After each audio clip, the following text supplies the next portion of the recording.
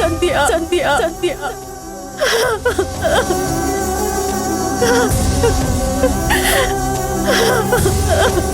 నీ కాళ్ళు పట్టుకుంటే తప్ప నేను చేసిన పనికి ప్రాయశ్చిత్తం ఉండదు. నన్ను క్షమించు సంధ్య. వెళ్ళవే బయటికి బయటికి బయటికి. వింధ్య మన మంచి కోరే మనిషి కాదమ్మా, మన చావు కోరే మనిషి. సంధ్య నా స్నేహితురాలు కాదు, నా సవతి అని చెప్పిందమ్మా.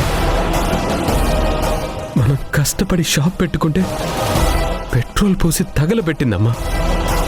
దీన్ని మెడపట్టి బయటికి వింధ్య చేసిన తప్పుకి శిక్ష సంధ్య వింధ్యలు విడిపోవడం విడిపోవడం విడిపోవడం.